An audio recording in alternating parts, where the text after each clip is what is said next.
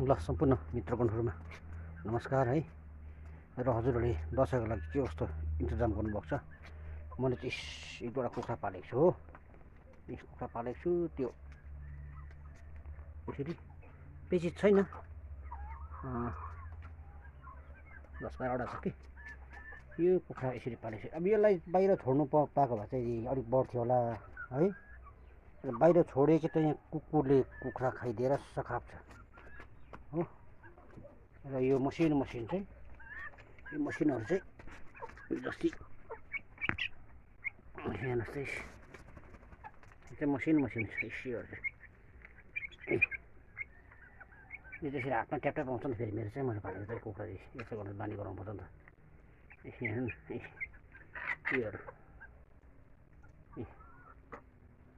जस्तै पाएको कुखुराहरू। र यो चाहिँ घरको। र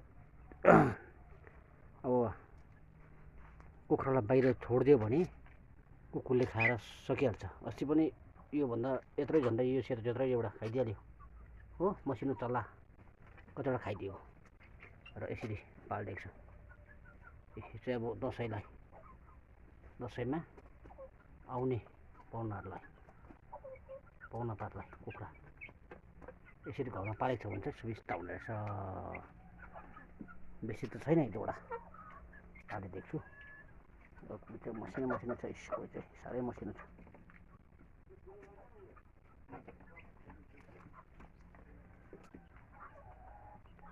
यस्तो छ। यति चाहिँ दुःख सुख पालिदिएको छु।